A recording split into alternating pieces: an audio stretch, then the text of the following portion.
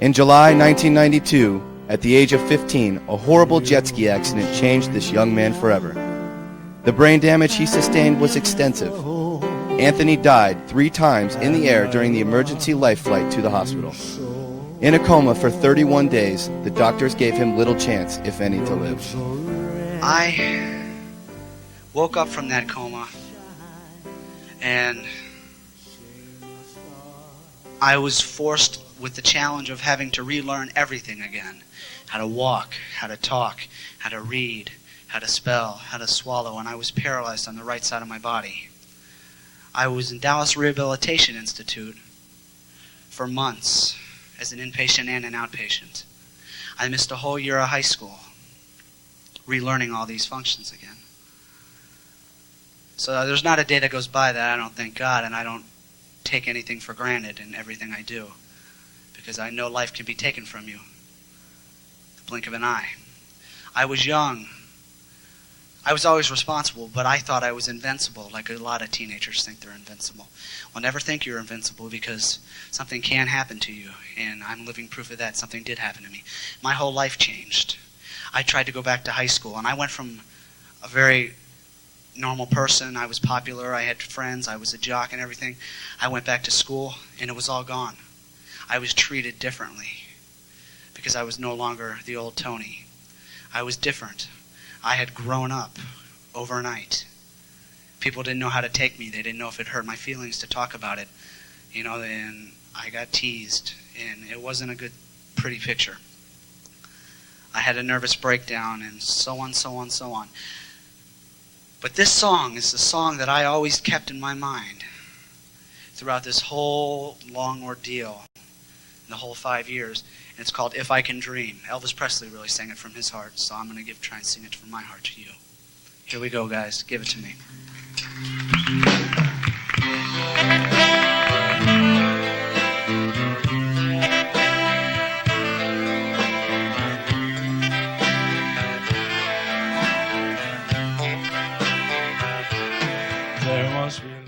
Hey, you murder phoniacs. That's right. We're back. This is your host, Tony Ciaglia, the serial killer whisperer. The video you just saw. Wow. Yeah, a long time ago. Wow, that was from another life, I tell you. I was 18 years old. Yeah, what a stud. What a fucking stud. 3 years after my jet ski accident, that left me with a traumatic brain injury. In that clip, I'm on stage in a show with Johnny Hare titled Elvis, Then, Now, and Forever. Johnny Hare. Yeah. He was the real deal, that guy. He was something else, I man. swear I was standing next to Elvis. And you Elvis fans out there, look him up. You'll be amazed. Mm-hmm. Yeah, and that's a time in my life when I was really trying to put my broken life back together. I talk about my TBI, the pain, the struggles, the depression, the confusion, and how hard I fought just to find a reason to wake up every morning and keep on going. Fast forward to just last weekend. I'm at a roller rink with my niece and nephew and 200 other kids. They're flying around the floor like little rockets. You know how kids are. Out of control little bandits. And you know what hit me? It hit me like a punch to the gut. Only 2 kids out of that 200 kids were wearing helmets. My niece and my nephew. That's it. 198 kids skating at full speed. One bad fall away from a life-changing injury. Now let me give you some truth. Over 600,000 children are treated in emergency rooms every year for bicycle-related injuries in the U.S. alone. Head injuries account for over 25% of those visits, many resulting in long-term disability. Wearing a helmet can reduce the risk of serious brain injury by up to 88%. But despite that, less than half of kids regularly wear a helmet when skating, biking, or skateboarding. And that's a very sad statistic. I'm living proof of what happens when trauma hits your head. It doesn't just affect the moment. It changes the rest of your life.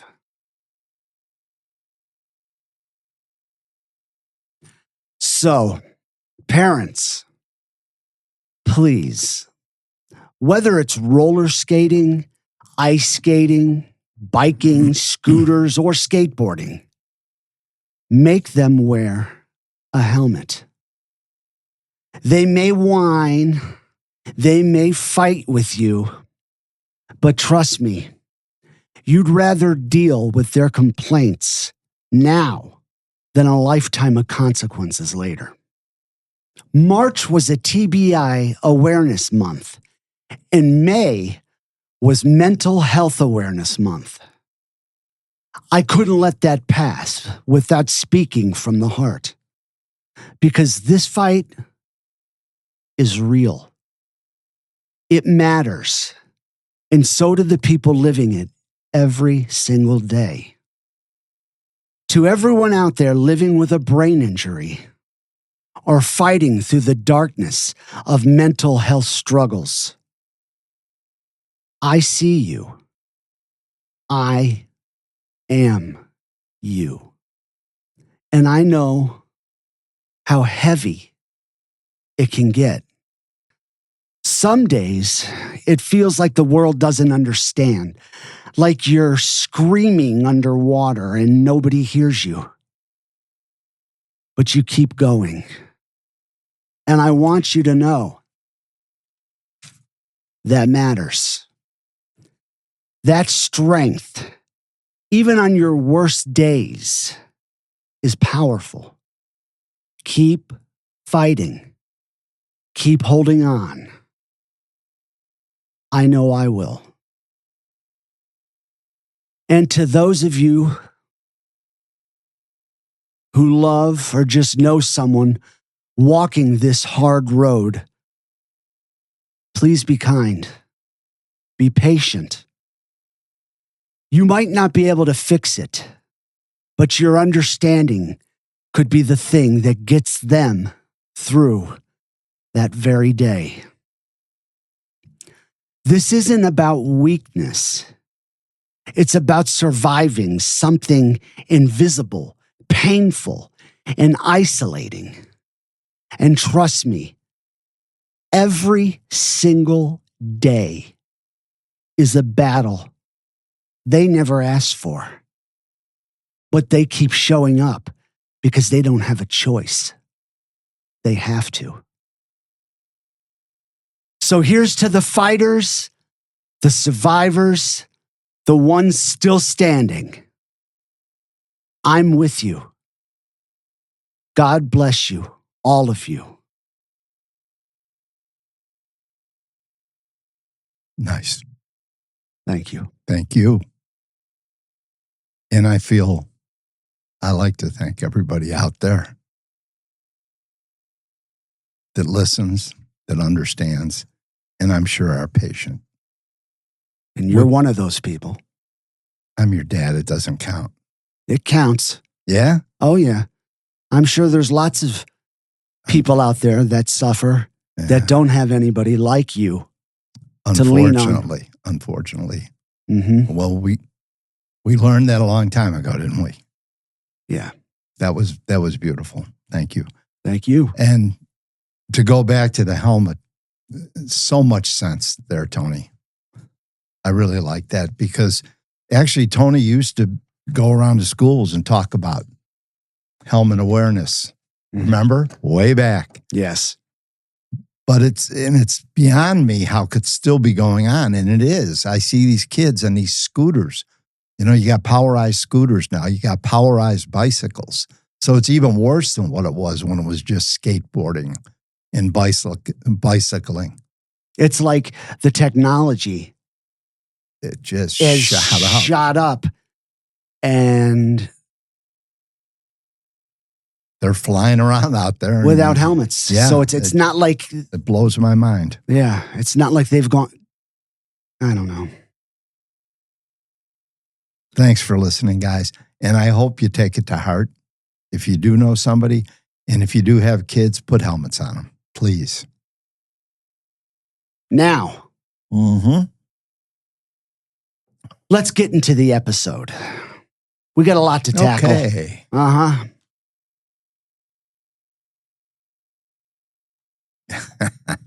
There he goes. It's always exciting for me because I never know what he's going to say. This is good. Yeah? Yeah, it is. I like it. Mm-hmm. So, guys, sitting across from me is a man who's more than just my co-host. He's my dad. And I love him more than anything in this world. Likewise. He's the calm before the storm. And the only guy crazy enough to ride shotgun with me. He's the voice of reason in a world in a world that makes no sense.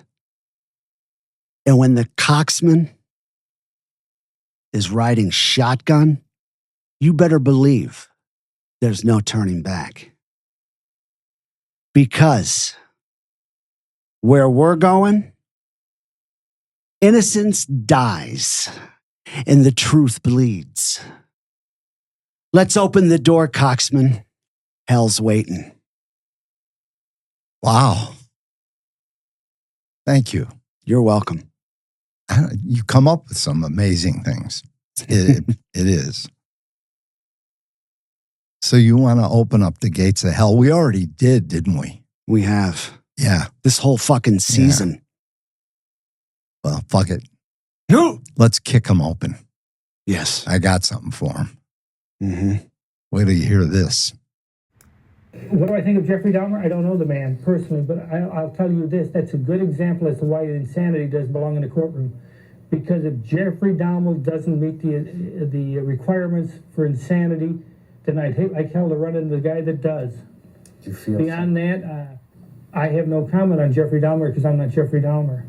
And I would not, whether it's Berkowitz, whether it's Bundy, whether it's Williams, Wayne Williams down in Atlanta, or any of the others, or Charlie Manson. See, I don't comment about other cases for the simple fact is that I wasn't there. Do you feel somewhat of a kinship with some of these people? God, I hate that when they put me in the same club with them.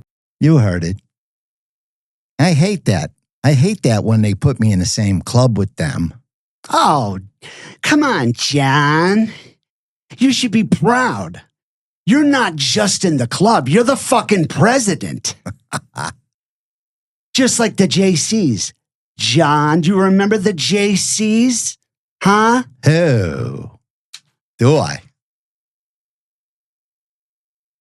I'd like to say hello to someone who's more than just a fan. Me and my brother when we lived in Plano, Texas, just as little gousters. Yes, you were. We had a best friend, Clinton. I'd like to say hello to you. I miss you, man, and I hope you're doing well. He's a good guy. He was. His whole yes. family. Yes. Yeah. Hi, Clinton. But there's a sad notion about that.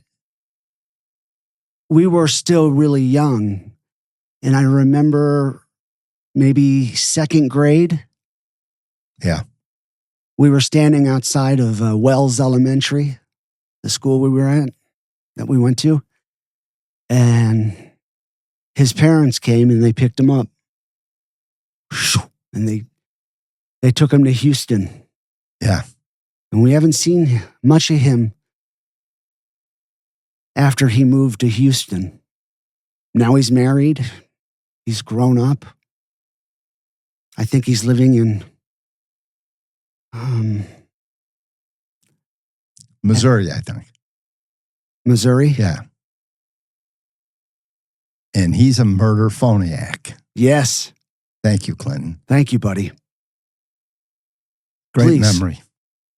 Thanks for reaching out. It's been a long time. Can I say something too, real quick? Yeah. We have lunch tomorrow. We have a lunch date tomorrow. Yes, we do. You guys are going to remember who we're going to lunch with. Francine. Not just Francine. It's cancer-free Francine. Francine. God bless her. Yes. Can't wait to see her.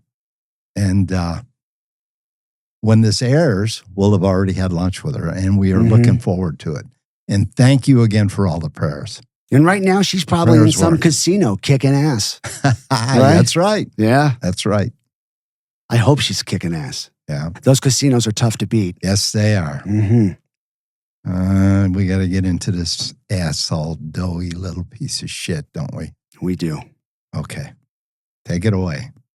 December 21st, 1978. Picture it. A bleak winter sky hanging over Chicago. Oh, I can picture that. You know that well. I grew up with it every fucking day. Oh. And John Wayne Gacy, the so-called killer clown, is running out of time. And he knows it. The cops know it. Hell, even his shadow is sweating. I like that. I like that fucking a lot. I love that. it. His shadow is sweating. But in true Gacy fashion, he's not going quietly into this dark night. Nope.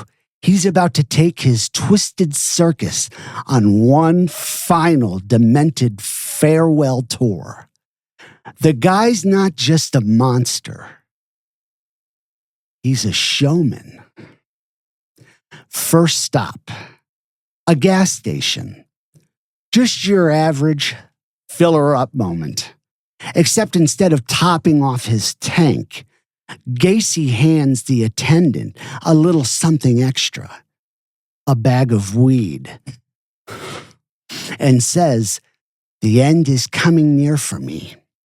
These guys are gonna kill me." The attendant, a true hero, takes that fucking weed straight to the fucking cops. And those cops, they're not just any cops. They're the ones watching Gacy like a hawk. Next stop, Gacy's friend, Ronald Road. Gacy's not here for small talk or just a blowjob. No, he walks in, gives Rode a hug, and then the waterworks start. Gacy gives his friend a hug, whispering, "I've been a bad boy. I killed 30 people. What the fuck? Yeah. How does he even have a friend? Of course, the friend's name is Road. Could I say something? It's a dead end road. I How'd you like that. It came out of nowhere. Yeah, good for you. You just wonder, how does he have a friend? That's great.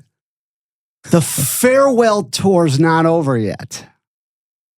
Gacy swings by to see his employees, Michael Rossi and David Cram, two fucking losers. Buttes. He's driving, clutching a rosary like it's a backstage pass to heaven. Whispering prayers. You know, that's when the record goes. You know? That's right. Yeah. Yeah. Praying for forgiveness. That's true. It is true. He really is clutching the rosary. Hey, Gacy, not even God is going to listen to you. But the cops, they've had enough. While Gacy is out playing the tragic star, the police are locking down a second search warrant. This time, looking for Robert Peast in that nightmare beneath Gacy's house, the crawl space. And when they hear about Gacy's little farewell tour, the crying, the confessions, the doomsday ramblings, they know they can't risk it. They need this son of a bitch alive. They swoop in and slap the handcuffs on him. We've been fucking waiting for this, haven't we, Coxman? Yes, we have. Yes, we have. And you know what's great about these handcuffs? They have the key. The cops have the key. Yes. Gacy doesn't have the key. No trick, huh? No trick. They slap them on. You know they did. So on December 21st, 1978, at 4:30 p.m., they arrest Gacy, officially on drug charges. But unofficially, they knew they had a monster in their hands. Gee, did it take them long enough to put this all together? Certainly did, didn't it? Fucking assholes. I'm going to take a drink. You're drinking. And I love it. It's so hot. It is hot. 105 out there, folks. Wow. Dry heat, though. So just think, it's 105 out there. Yeah. Gacy doesn't care how hot it is. He'd still go down on you, Coxman. Oh, God, please. Oh, all right. Now, this is where things get downright grotesque. With the search warrant in hand, the investigators enter Gacy's house. But Gacy, sick fuck that he is, he had one last trick up his sleeve. He unplugged the sump pump. Now, if anybody's lived like in Chicago, they understand what a sump pump is. You know, that's what keeps the water from flooding your basement. So Gacy thought, you know what? I'll flood the basement and maybe they'll give up and they won't look as hard. I know that's what he was thinking. Stupid fuck that he was. Tell him. So the first officer to enter the crawl space didn't have to dig long. Minutes in, he uncovered putrefied flesh and a human arm bone. He called up to the other investigators and he simply said, "You can charge him with murder now. I think this place is full of kids." As the digging continued, body after body was unearthed, decomposed, twisted, layered upon one another. One officer found a human patella in the northeast corner. Another dug up a rib cage. Then came the skulls. 1, 2, 3, Before they could even finish unearthing one body, another skull would appear beside it. This wasn't just a burial site, it was a mass grave. When the search warrants were effected in your case, they did find an awful lot in the crawl space of your home, did they not? Well, yeah, I had offered to sell him the house because I thought there was nothing down in the crawl space. Yeah. I had never had any qualms about him going down in the crawl space. Well, how many bodies Didn't were raise any actually noise. located on the property and where? To my understanding, there was a total of 29 bodies or 28 bodies were found on the property. 27 of them under the house. And the rest? One was under the driveway, one was under the garage. So that makes a total of 29. Okay.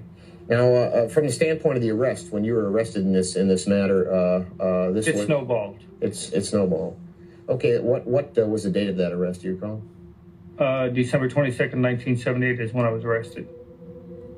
With the undeniable truth literally rising from the ground, the police confronted Gacy. And just like that, the mask slipped off. The innocent, jolly contractor slipped up for the last time. All right, he said. All right, I want to clear the air. Did you, John? What followed was a confession so disturbing, it defied comprehension. Gacy admitted to murdering at least 30 young men, most of them runaways or prostitutes, male prostitutes, all of them lured to his home under false pretenses. He claimed that some had willingly entered his house, but none left alive. He remembered some of the names, others were just faces lost in the chaos. And then, because Gacy never missed an opportunity for a sickening flourish, he revealed that he hadn't even dug all the graves himself. Some of his own employees had unknowingly prepared burial spots for his future victims. You know, he's loving this.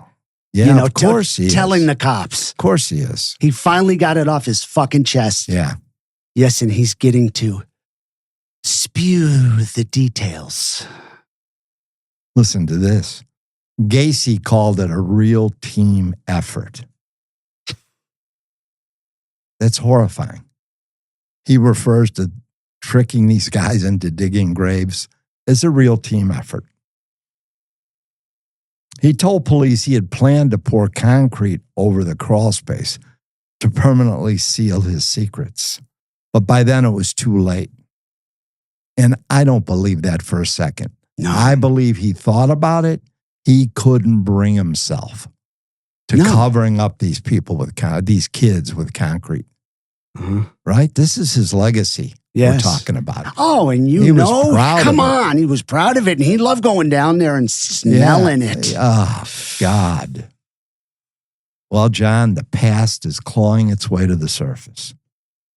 When he was asked about Robert Peast, the boy whose disappearance finally unraveled his reign of terror, Gacy admitted he had lured the teenager into his house, strangled him, then in an act of perverse normalcy, because that's what he thought it was normal, he slept next to the boy's body. And remember last week when he said, I slept in the house with him, but not in the same room. No way. Yeah. No way, John. We know how fucking nuts you were. You're a pervert, and you loved doing it all the way back to when you were here in Vegas at the Palm Mortuary. Do you think he fucked the dead body? Probably. Yeah. Yeah. Well, he used to embalm them so he could keep them around longer. So I wouldn't doubt it. Unbelievable. He slept next to him. He admitted it in his confession, slept next to a boy that he had brutally tortured and strangled the night before. 15-year-old boy. Before he dumped the body in the Des Plaines River. Yeah, it's the same thing. The contention is that I slept all night with Robert Peast. If you want to say I slept in the same house with a dead body, okay, fine, I'll buy that. But in the same room, no. And besides, the dead won't bother you. It's the living you got to worry about. And you took him where? Out on the I-55 bridge. And that's where. How was he then taken from the car and placed into the river? Just opened up the trunk and dumped him in. Mm-hmm. Okay. There was no big special deal on it. Yeah. And you all remember, Tony, what we said in a previous episode? When Gacy finally showed up at the police station and he was covered in mud, we joked and we said, yeah, he was probably coming straight from dumping Peace's body. Yeah. Little did we know, that's exactly what he was doing. You just heard him on tape talking about it. Fucking piece of shit. He had just discarded Robert Peast in the Des Plaines River like garbage. And then, as if the universe itself couldn't stomach what he'd done, fate struck back. On his way home from the river, Gacy lost control of his car on an icy road and slid into a ditch. He had to be pulled out by a tow truck. Just think about that. He just got done dumping a 15-year-old body. boy. Yeah. He was probably jerking off when he slipped off the road. Yeah. Piece of shit. Thinking about getting home and sniffing that crawl space. He was upset he was out of room, I'm sure. You know it. Yeah. Yeah, it's because this is a pain in the ass dumping bodies in the fucking river. Fuck him. So just when you think this grotesque nightmare couldn't get more surreal, there it is. A killer caked with mud, fresh from dumping a beautiful 15-year-old's body, getting stuck in the snow like some clumsy drunk on a joyride. Even in death, we feel Peace fought back and tried to slow the bastard down. But that's the thing about monsters like Gacy. They always think they're in control until the moment they realize that they're not. That was amazing. So are you. That's great. Thank you. That's great. You are too. No. You're really great. Fuck him. Everything about you is great, Dad. Stop it. I love watching you drink.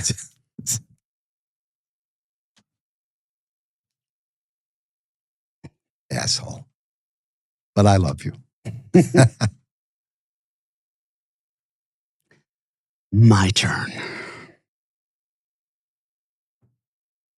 I love it. I was just watching The Lost Boys. Were you? Yes. Kiefer Sutherland. Yeah. You know? You are a killer, Michael. Love it. Very good. Not really. It sucked. Stop. December 23rd, 1978. A grim field trip for John Wayne Gacy.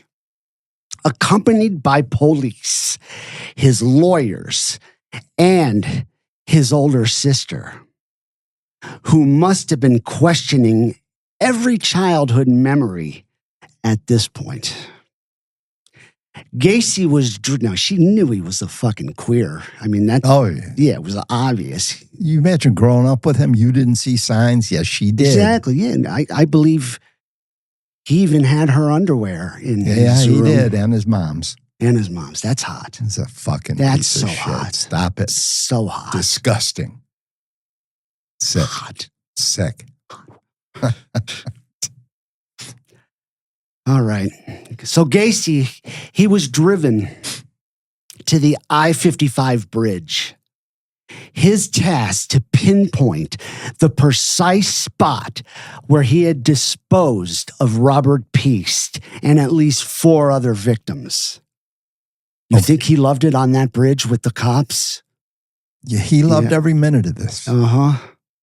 Gacy, ever the helpful host in his own nightmare, then took the police to his house, where he was handed a can of orange spray paint and told to mark the exact spot on his garage floor where he had buried John Bukovich.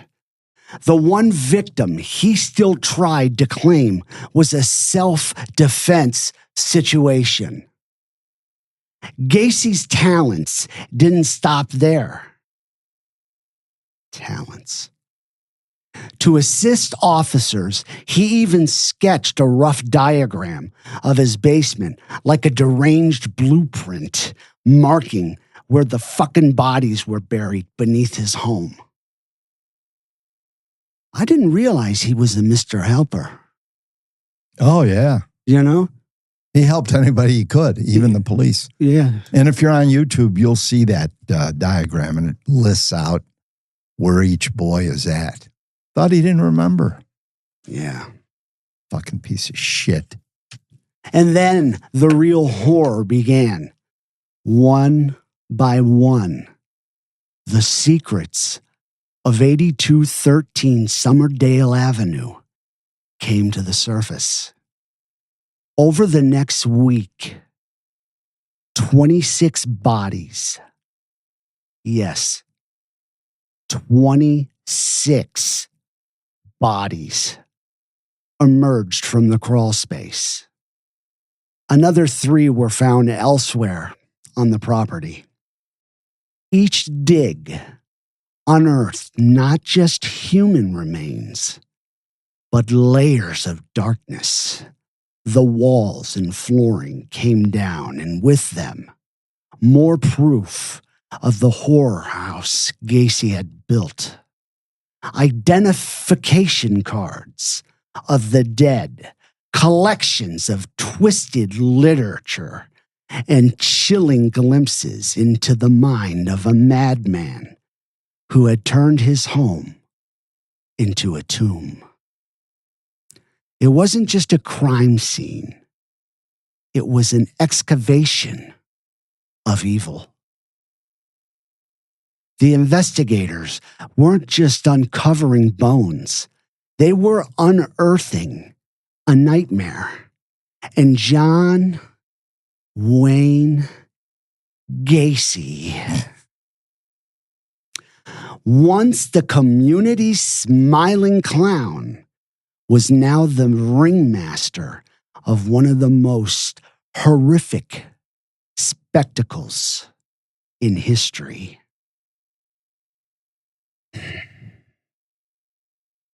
Listen, take this motherfucker, put him in a trunk, and I've said this before, put gasoline on him.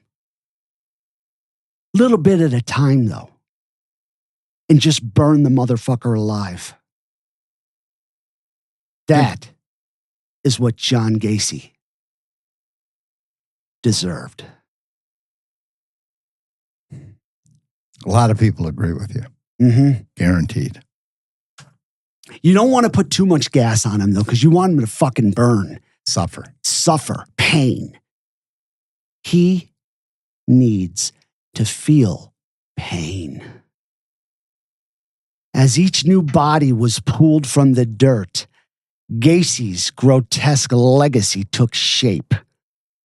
Layered like the victims he had stacked beneath his feet.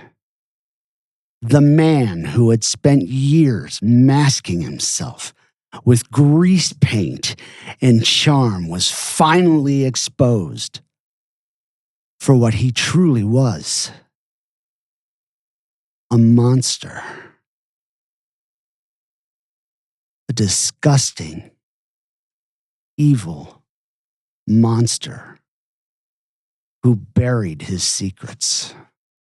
John Wayne Gacy could and should have been stopped long before his arrest in December of 1978. Back to Bukovich. Yeah. You know, they should have Yeah. fucking followed up on that. He had so many. Yes. What, red flags? Oh, my God. Yeah. But thanks to legal failures, ignored warnings, and a justice system that just didn't give a damn, he was allowed to keep killing again and again and again. We covered a lot of information there. You mean this season we have Mm-hmm. a lot? A lot. So we're going to recap, okay? All the way back, right? Mm-hmm. Just so they can, Yeah. yeah. It's sad. And like you just said, as you recap, Tony, Mm-hmm. it's just going to keep jumping out. How he should have been stopped. How he should have been stopped. Yeah. Go ahead, bud. And you know, they always say he was this like terrific fucking businessman. No, he wasn't. No, he wasn't. He didn't even have a fucking office. Everybody, you might not know this, but his office was Summerdale Avenue. He didn't, it was a small. 8213. It was right on his business card. Mm-hmm. That little patch, Yes. we'll show that next. I think next week we'll show it. You guys will love that. Oh, God. All right. So 1968. Okay. Let's go back. 1968. A psychiatric evaluation at the time warned he was a dangerous sociopath. Yet those warnings were ignored. 1968. Gacy was convicted in Iowa for sodomy.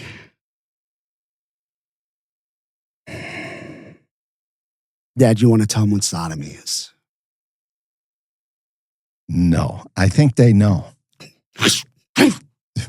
No. They know.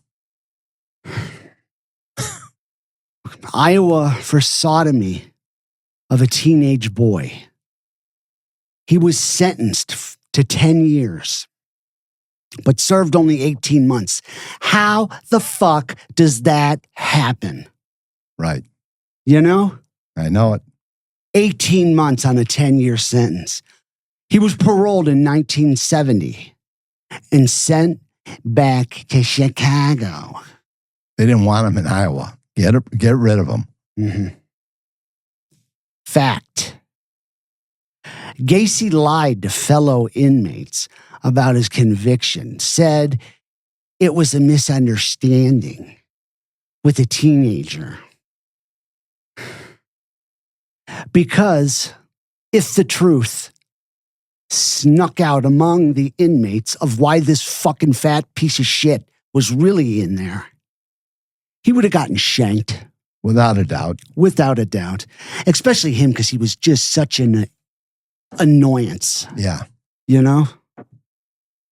You're a man of some importance around here, aren't you? Well, I'm a first cook.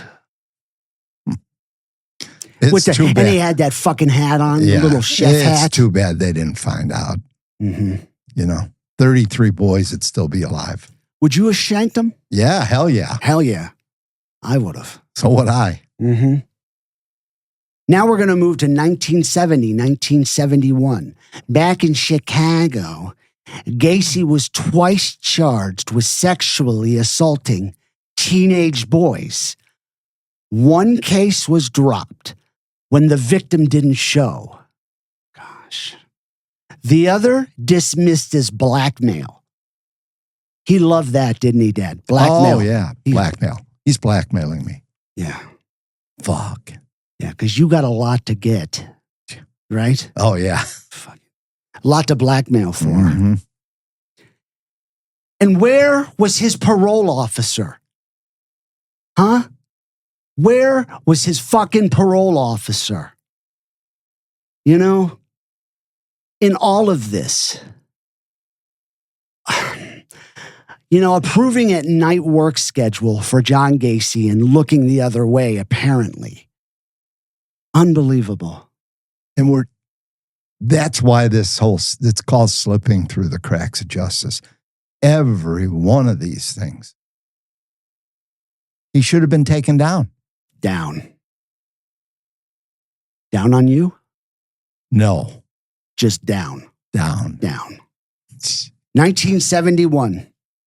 Despite these new accusations, his parole quietly ended in October. By November, his prior conviction was sealed, vanished. You love that? That same year, Gacy moved into his infamous house on Summerdale Avenue that his mom fucking bought for him. Yes. Yeah. Glad you added that. You're right. Yeah. 1972, Gacy committed his first known murder, Timothy McCoy. Just 2 months after his record was sealed. What a fucking joke. Sealing his record. Yeah, why? Exactly. He wasn't a teenager. No, what is this, the He molested JFK file? teenagers. You're right. Right. Also, 1972, he married Carol Huff. That's a fucking joke, too. A beaut. Mm-hmm. His mother moved out just before the wedding.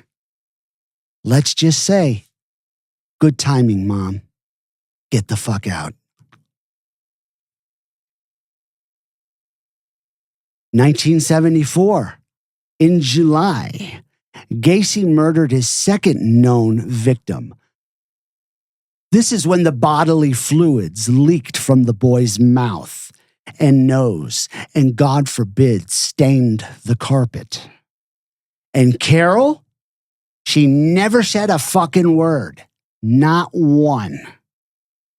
1975. On Mother's Day, after sex with his wife, Gacy casually announced that I'm bisexual. I was wondering what you were doing. That would be the last time they had sex. Why? Because his growing need for young boys in murder required privacy.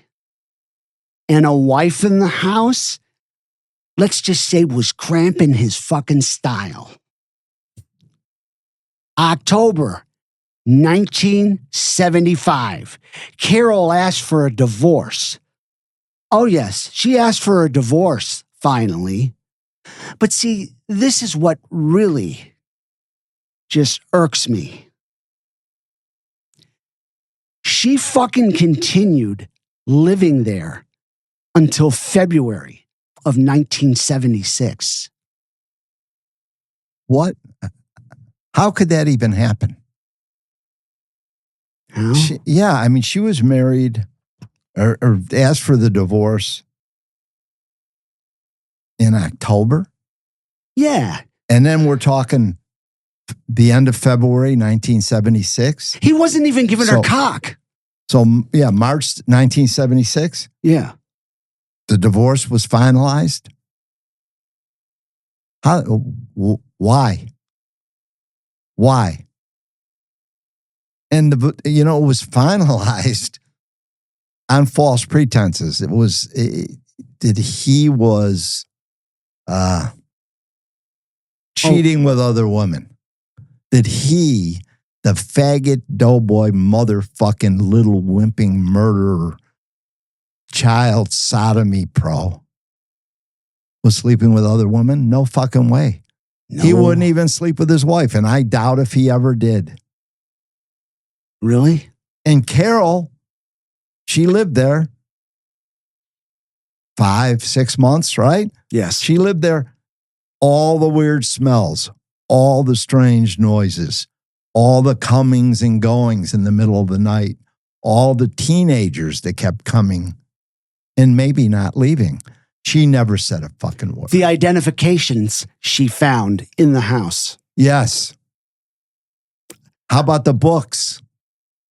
The books on pederasty, on homosexual sex. The stag reels. Never said a fucking word. I'm sorry I interrupted, but that just gets me crazy. What the fuck was she doing there? And why didn't she say something? You can interrupt I'm me sorry. anytime you want. That was awesome. Awesome. What are you going to do, right? Yeah. So from April of 1976 to December of 1977, just over a year and a half, this piece of shit, this bottom dweller, this cocksucker, this motherfucking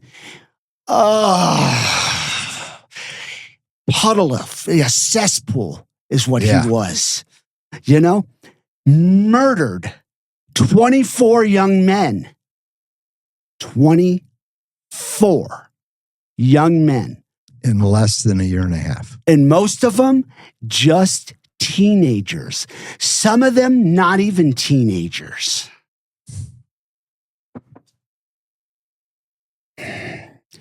All right, so now it's 1977. The greatest fucking birth in the history of mankind. Well, What about Jesus? okay, the second. The second. Let me guess, who was that? Yes, I know. Me. Yes. So 1977, complaints about missing boys, including 3 PDM employees. Come on. This small Bing, little bing, company. bing, Yeah, this small little company. Yeah. It's not like he owned fucking Amazon and 3 employees went missing. Right? Yeah. But they were all brushed off. Yeah. Bukovic's parents kept calling, still ignored. Police accepted Gacy's lies at face value. No real investigation. No follow-up. 1977 was also a terrible year. That's when Elvis Presley died. Right? And my mom. Oh my God, yeah. Yeah, so that part of the year. Yes. 1977 December, Gacy kidnapped, raped, and tortured Robert Donnelly, a 19-year-old college student. Donnelly went to the police and reported the whole incident. On January 6, 1978, the police questioned Gacy, and they were given the consensual sex slave story. Oh, that was his blackmail and then a sex slave story. You know, it was consensual. Look in the mirror, motherfucker. None of it was consensual. None of these good-looking young teenage boys wanted to have fucking sex with you, right?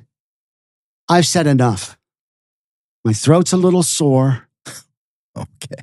You know, and my brother, he'd be like, yeah, you know what my brother would say, right? Oh, About yes, my yes. throat being sore. We know. Okay, Tone, great job. I can imagine your throat's a little harsh. Drink a little bit. Have a drink. There you go. I like that. You do? I do. I like it. I like you. You got me. I got you. I love you. I love you.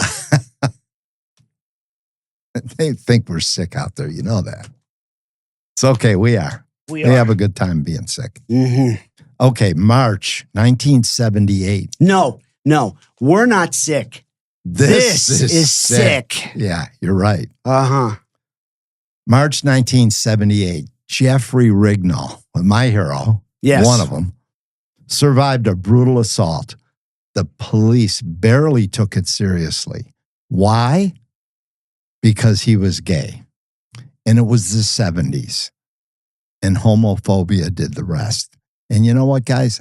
I lived in the 70s. I'm old enough to tell you. It was a bad time, It was not right. And this caused a lot of the, they just shrugged their shoulders.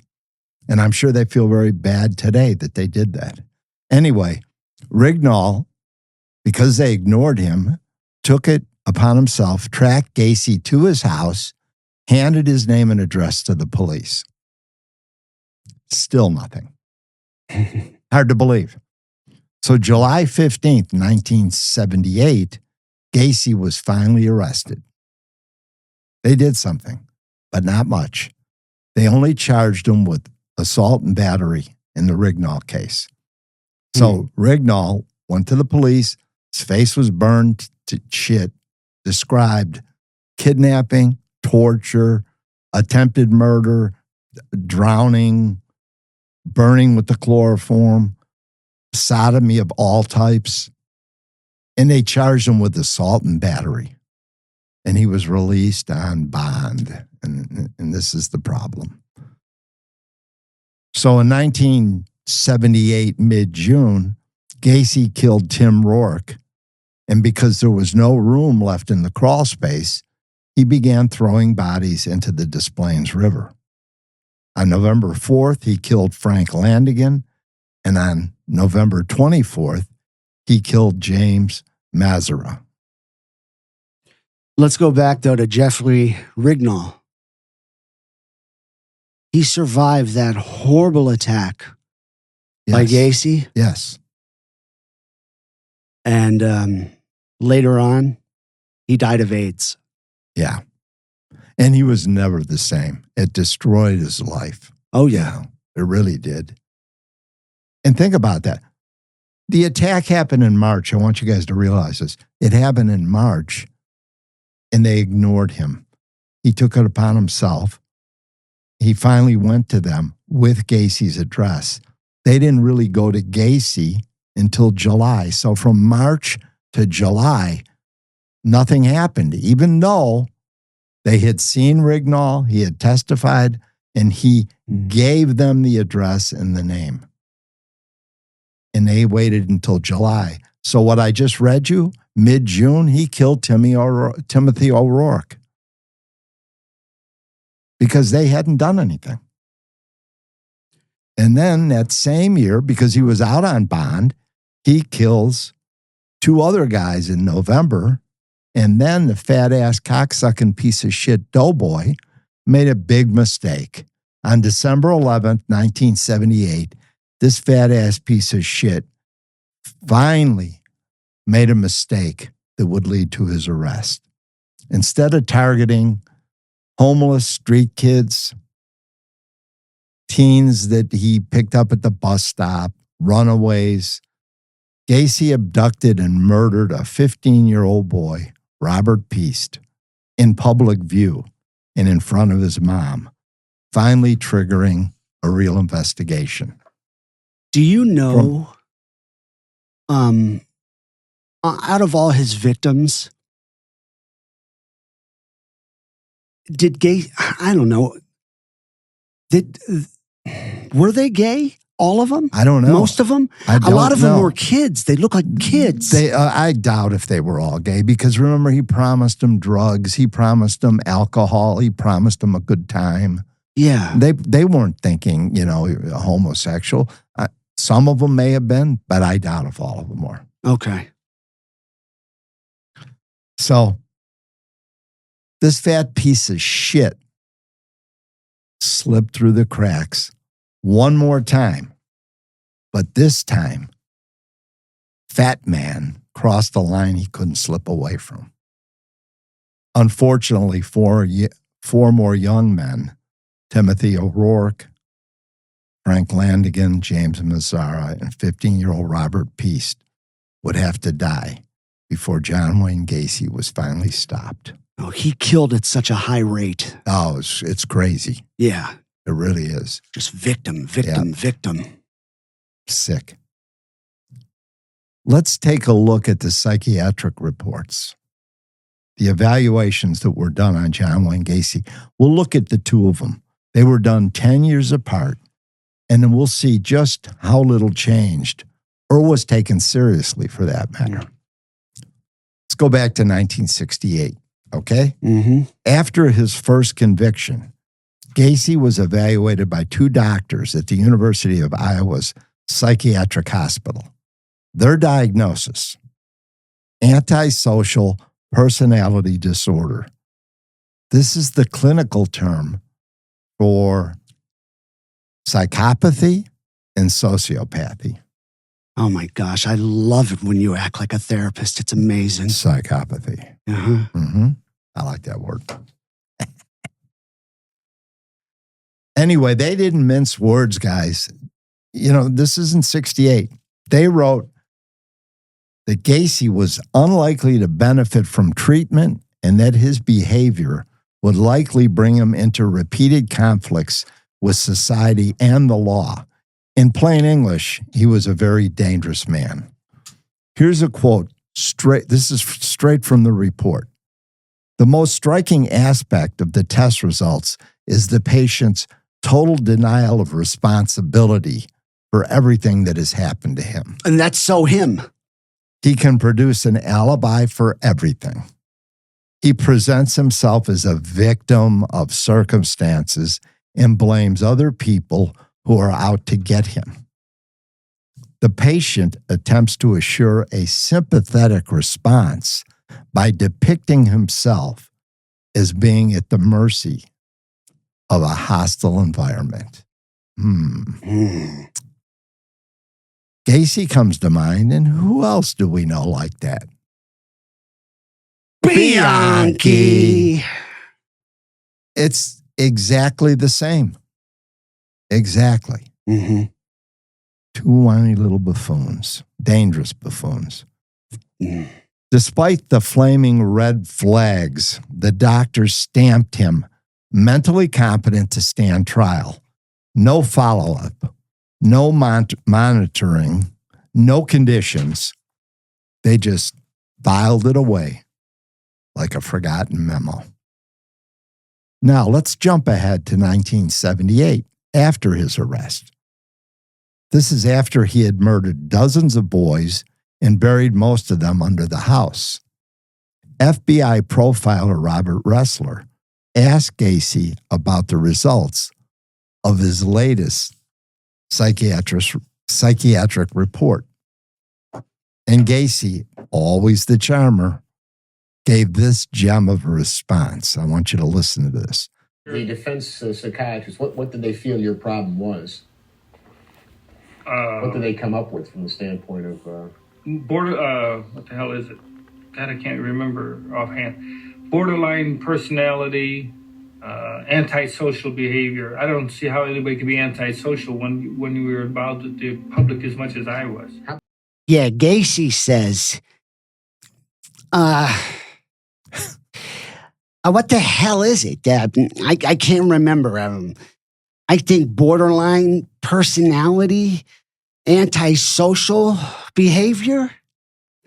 So, we see nothing's changed in 10 years. Nor will it ever change, because there's no fucking cure for what Gacy has wrong with him.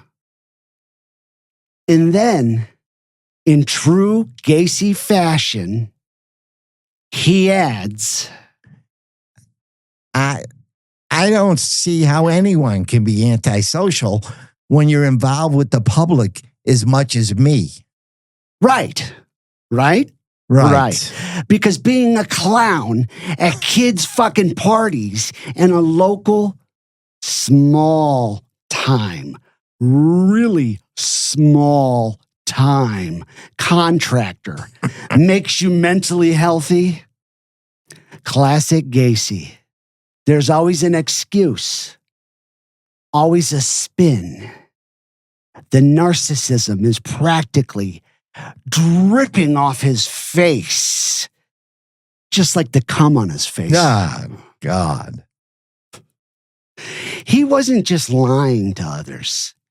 He was lying to himself. And worse. People kept believing him. This happens way too often. These evaluations scream danger, and the system shrugs. So why bother diagnosing monsters like Gacy if no one's going to step up and stop them? How many times have I said that? How many times have I asked that question? Why the fuck do they bother? They never do anything about it. I mean, these are all smart doctors. They know, just like what Tony said, there's no cure. No. None. None. I'm sorry. Go ahead. I love it. You're really heated up. I hate the for guys. I really hate him. I think they know that. I was just thinking, Gacy, right? Yeah. He likes awful smells, right? Ugh. So just imagine if Gacy went down on Osama bin Laden. Oh, you imagine what that would smell like? Huh? Oh, Like where Arab did that spices and come from? fucking shit like that. It sounds awful. it would be awful. Yeah. So with all these red flags, you guys, how in the hell did Gacy keep killing? He kept killing. Let's recap again. 1968, diagnosed as a dangerous sociopath. Ignored. Sentenced to 10 years for sodomizing. There's that word, Dad, sodomizing. Stop. I mean, I can show you what it is, but you need to explain to the audience Stop. what it is. I'm not explaining it. You know. They know. They know? I think so. Okay, well, I'll just say released, right? Ass fucking. That's sodomizing. You had to say that. Mm-hmm. You had to say that. Yeah. But it's not a crime when I'm doing it to my girlfriend. That's what I don't understand. You had to say that too. I don't know. She likes it. Anyways, though, the sodomizing charge Yeah. was 10 years he was sentenced. He got off in 18 months.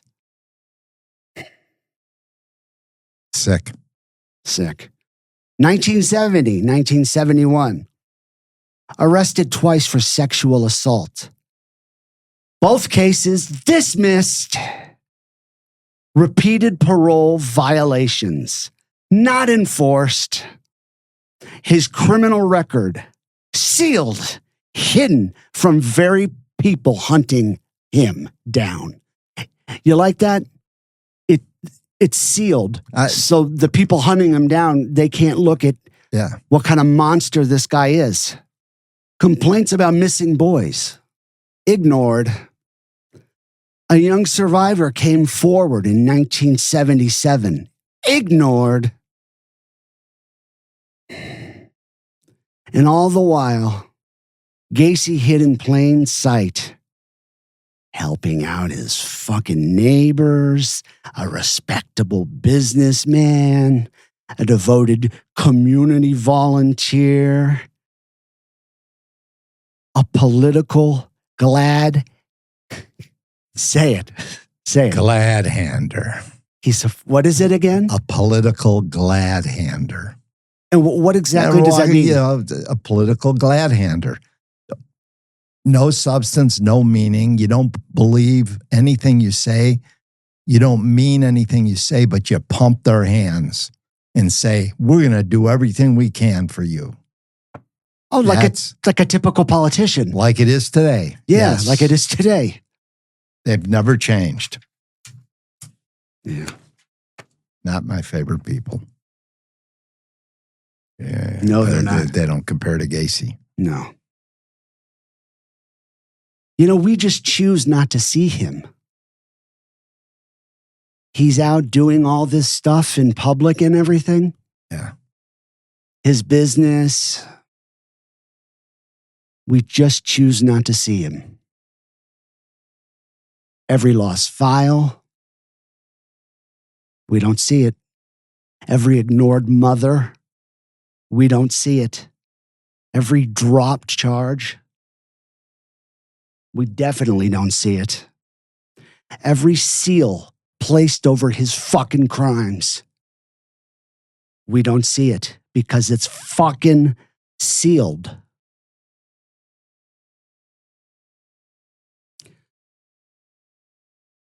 So all of this stuff I just mentioned, the lost file, the ignored mothers, the dropped charges, all of this shit was just another shovel of dirt on a young boy's grave in Gacy's crawl space. Suck it. That's what I got to say about it. Yeah. I hear you. Well, we're going to leave you today with a clip from one of the most disgusting, narcissistic, doughy, cocksucking motherfuckers of all time. You stole my line. Yeah, I finally I won you over. Mm-hmm. Doughy. Mm-hmm. Cocksucking. Mm-hmm. Narcissistic fucking killer. Piece of shit garbage man. Little fat pimp. And you know, nobody's ever covered this piece of shit like us. Use the real language. Well, they can't, you know. Yeah, because they're... I don't know, they're on TV or whatever. We could say what we want. Yeah. We say our feelings. Exactly. And everybody out there that listens agrees. Exactly. He's a disgusting piece of shit. One photograph of you and Rosalind Carter. Yeah, Mrs. Rosalind Carter. Well, the Secret Service tries to cover it up and said, well, we don't know how he got into the picture. Hell, I was in charge of the reception. I had to stand at the door and let them know which politicians were allowed in and which ones weren't. The thing of it is, but the Secret Service wanted to cover up and make it sound like that I had no business there. I was cleared, and I was with the Secret Service at the time and setting up the parade route and everything, because I used to set up the parades for the Polish Alliance. And then for 3 years in a row, I had set up the parades to run. And, you know, that's a big feat, getting 20,000 Polish people to go in one direction at one time. There he is. The Polish prince himself. Always so important. Always in charge. In his mind, he wasn't just a clown. He was royalty. And you gotta love the irony. A guy this Polish, this pathetic, still finds time to make fun of his own people? Right? Right. He's got a lot of balls. Uh-huh. Real class act. Huh, Dad? Yeah. Yeah. Mocking his heritage, mocking his victims, and somehow always looking like a sweaty ham left too long in the sun. I like that. You like that? Yes, I do. A sweaty ham? Good job. Yeah. Mm-hmm. Hanging in the sun. Because we're always calling him sweaty and greasy and great description. I just wish I could do his voice better. No, you do a pretty good job. You do it better, though. I'm from Chicago. I know. It never leaves you. Oh, God, was he not a whiny son of a bitch? Oh, God. Yes, he was. That's Gacy for you. A killer, a coward, and a clown. Without the charm. That's a wrap for today, you guys. I got to take care of this fucking throat. Thanks, Dad. You're welcome. Always a pleasure. You did a great, kicked ass. So did you. Thank you. Loved it. Please join us next time for part 7. Gacy, the company he kept, employees and accomplices. Until then,